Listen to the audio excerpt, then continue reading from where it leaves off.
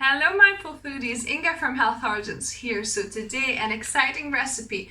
I'm going to show you how to make this delicious vegan ham, or maybe here in UK you call it spam, something like this, a meat replacement for sandwiches. Let's begin. So we're going to start by making a cold mixture. So this is 2 cups of lukewarm water, to which we're going to add 2 cups of gram flour or besan flour. Also you could use yellow split pea flour as well. All of these should work. So I need 2 cups here. 2. I'll give it a little whisk with my whisk here, just so that there's no lumps. It's all dissolved evenly here. So now I'm going to add all my spices. So this is 2.5 teaspoons of coriander seed, ground coriander seed.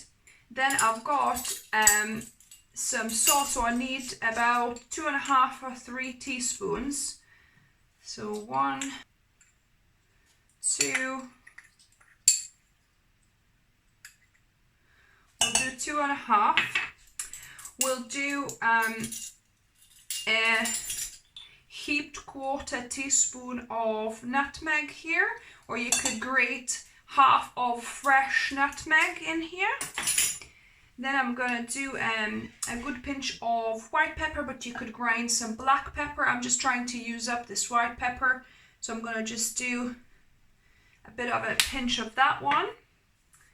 Then another ingredient, this is optional, but I do recommend it because apparently this asafoetida compound, that helps with gas and bloating from the split peas or chickpeas, you know, from just kind of beanie things. So just a pinch of that, just hopefully to help with this.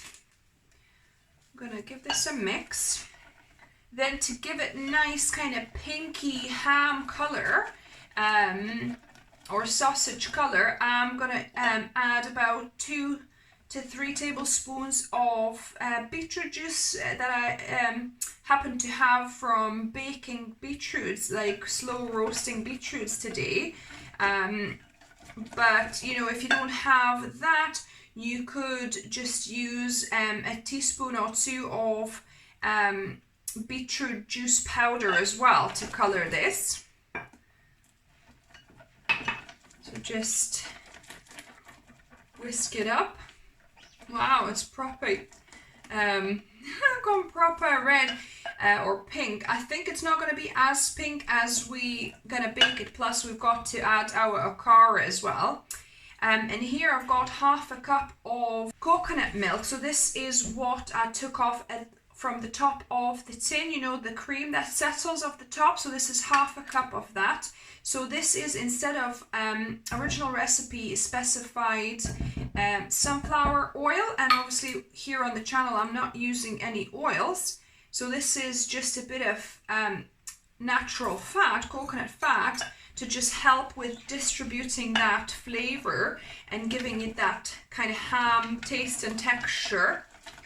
So just mixing that in. And then last is our Okara. So this is about 1.5 cups.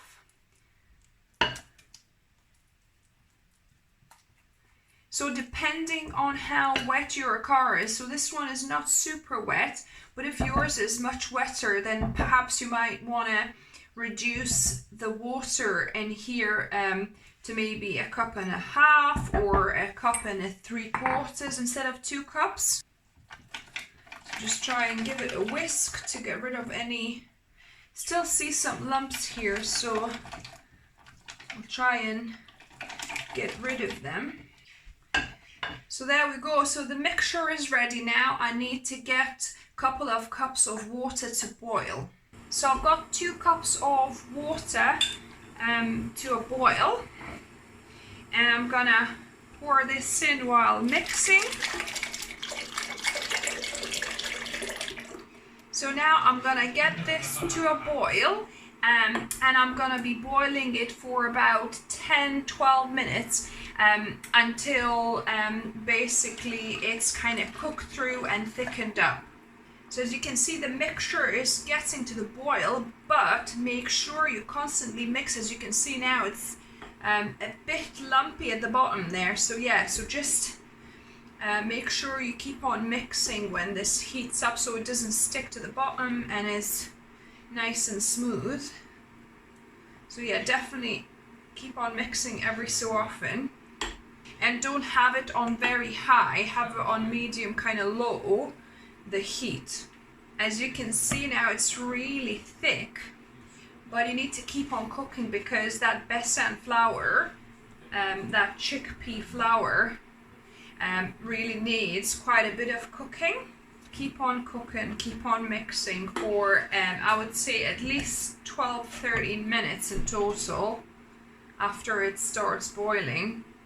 So yeah, so it's been about 12 minutes now, and I see that it's quite, you know, burnt onto the bottom a little bit. There's like a layer, but it normally happens anyway. So I'm gonna switch this off, take the whisk out, and I'm gonna pour the mixture into my container. So I prepared one glass container here, and I've got a smaller one plastic. I normally wouldn't use plastic one. You could use silicone, glass, or ceramic, whatever you want. But I'm gonna give a little bit of this ham to my friends. So I'm gonna make a little bit in that, and then the rest will be in this one. So I'm just gonna pour the mixture into my mold. Like that. And then a bit into my smaller mold. As you can see at the bottom, it's kind of burnt a little bit, but that normally happens anyway with the chickpea or split pea flour. You know, you just can't avoid it. Once you soak it, that will come out straight off. So I'm gonna just try and level these off as best as I can while they're still hot. Smooth it out, shake it out. So yeah, so that's now ready to have a lid on these and to let it cool in room temperature or in the fridge for a few hours or overnight. So this ham has sat in the fridge overnight, and actually I've already sliced some earlier today, but as you can see there's a little bit of liquid, so I'm going to pour that out. And we're going to invert that on a chopping board. Beautiful. So I'm going to slice a few slices here. It slices really nicely. As you can see, it's proper kind of nice ham or your spam or whatever kind of consistency. So there you go. So now to the taste testing part. As you can see, I haven't sliced it very thin, but if you sliced it thinner, it would be like proper ham, because it's kind of nice and flexible. So yeah, let me give this a go.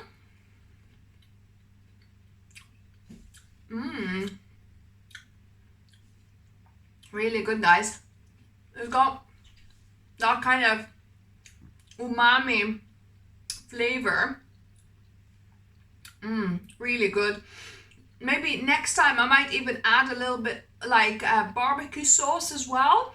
Just yeah, but it's really good actually. Yeah, I urge you to try this whether with Okara or without.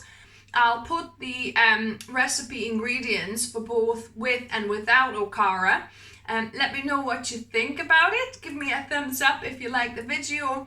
If you're new to this channel, welcome and subscribe for more videos on Wednesdays and Sundays. And as always, remember, food is fuel, so be mindful of what you put in the body. Until next time.